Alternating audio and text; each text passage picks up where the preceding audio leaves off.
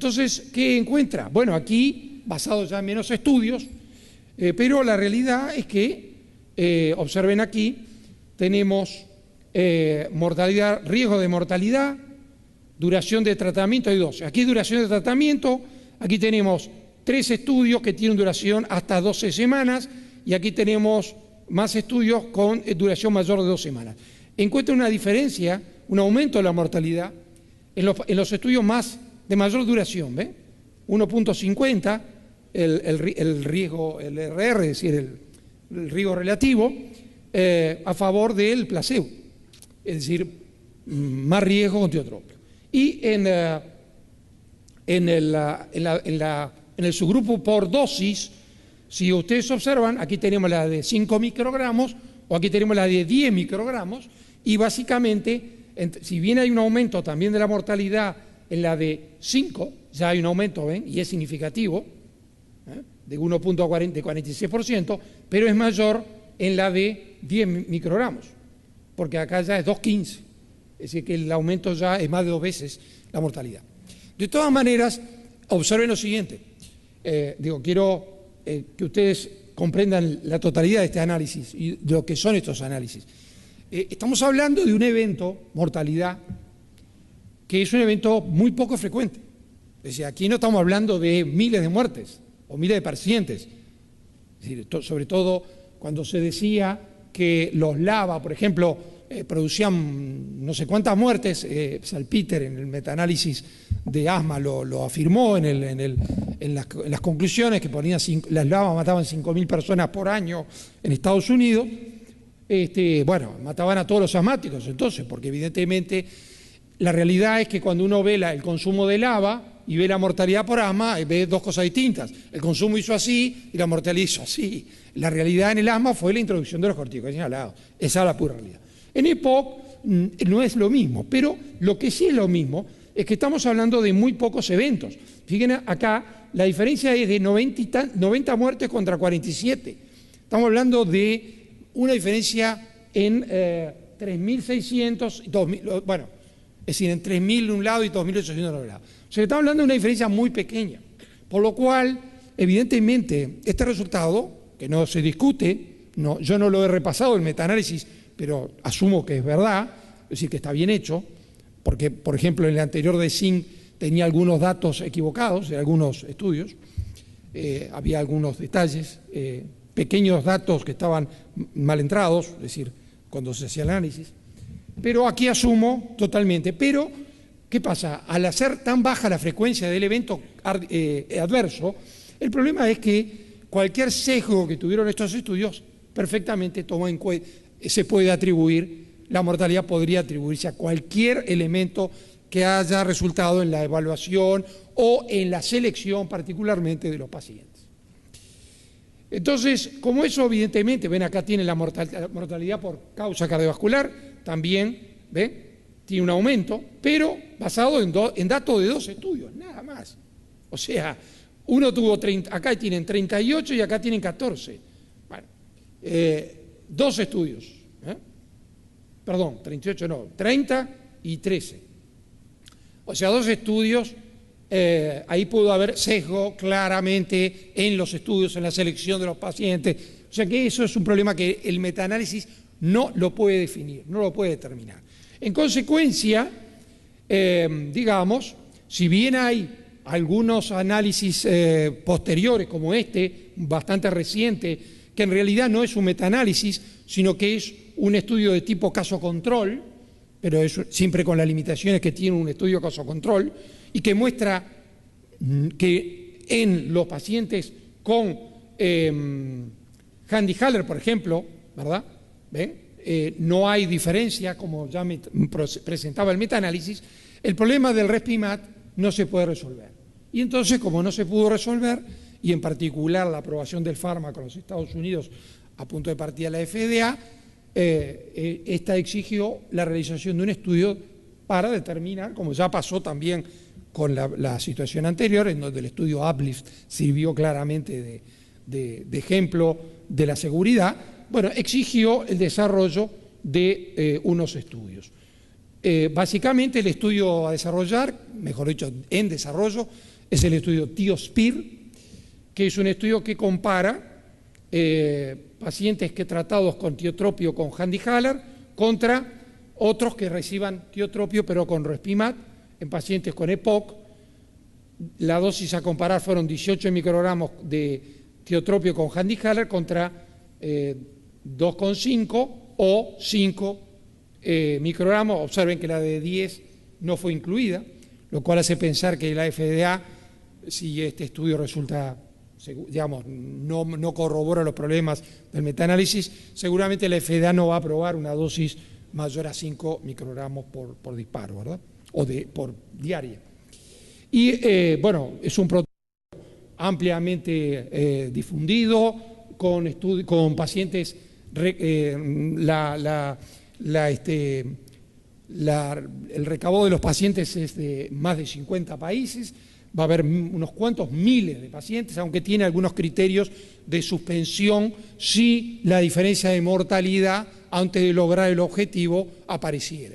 Es decir, que hay objetivos concretos dentro de ese estudio en el cual si hubiera una diferencia determinada en la mortalidad de cualquiera de los dos grupos contra el otro y llegara a un nivel, el estudio no seguiría y se detendría, por ejemplo, como pasó con aquel estudio con LAVA, particularmente con salmeterol, ¿no?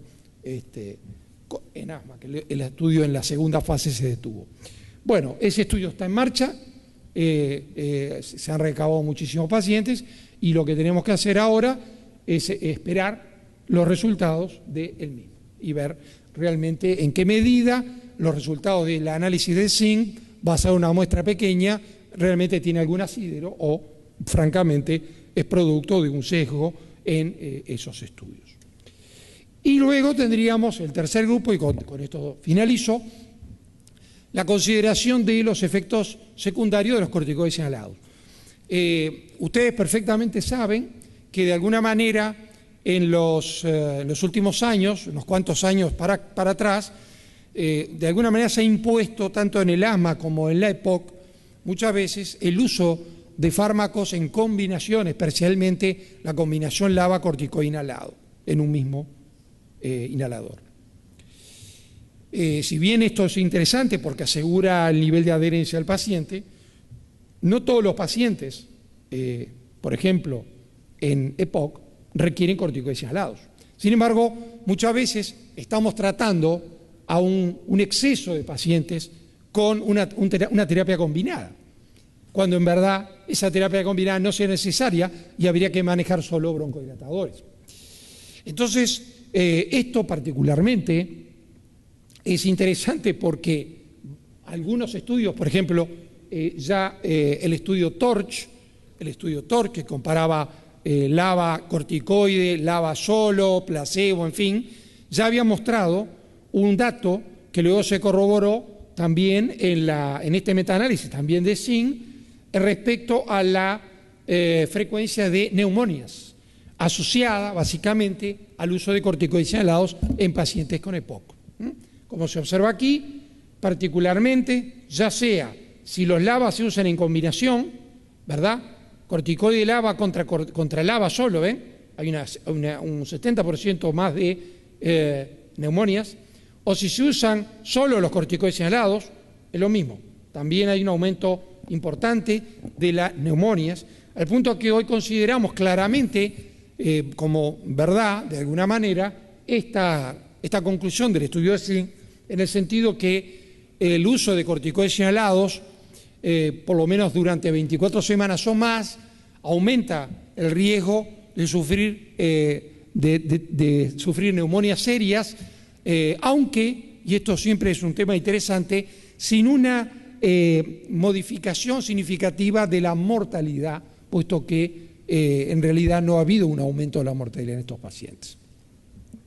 Así que entonces termino diciendo claramente que algo que de alguna manera dije hoy, todos los tratamientos o cada tratamiento farmacológico siempre requiere básicamente estar orientado específicamente a un paciente determinado que tiene unos síntomas con una cierta severidad, que tiene un riesgo y que va a presentar a esa terapia una respuesta dada, ¿verdad?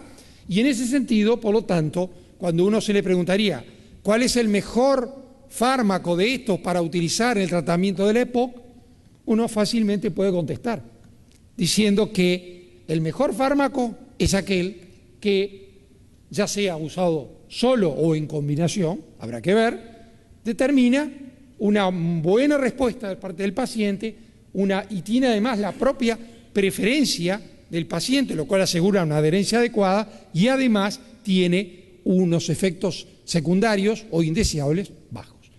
Por lo tanto, esperemos el resultado del Tiospir y mientras tanto sigamos usando los fármacos razonablemente, que es como siempre tenemos que manejarlo. Muchísimas gracias.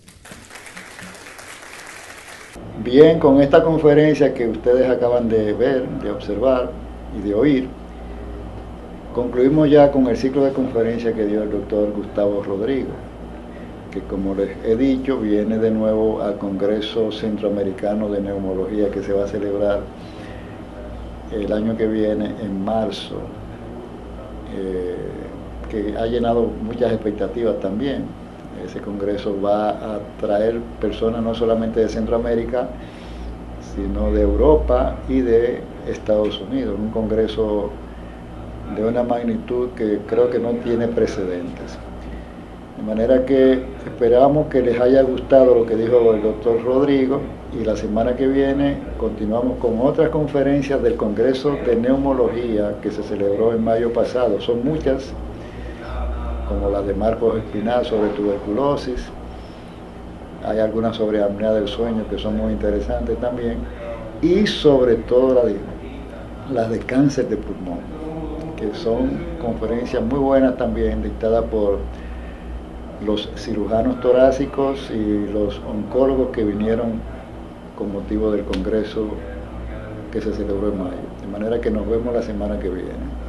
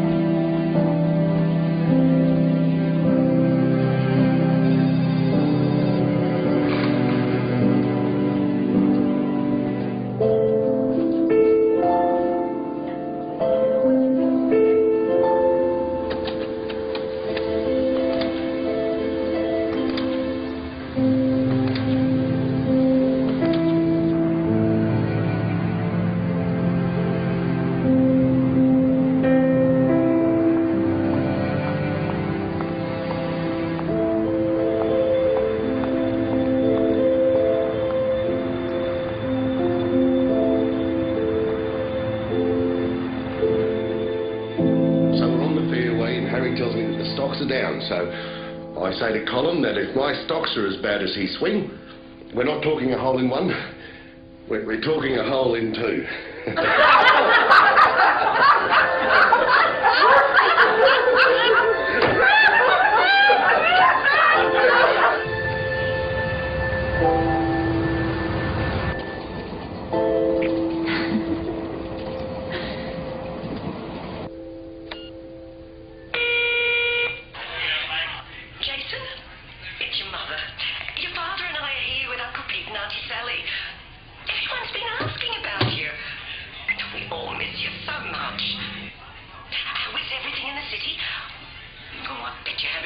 amazing time surrounded by all those people.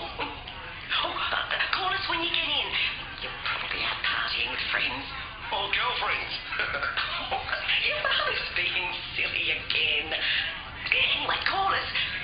We love you.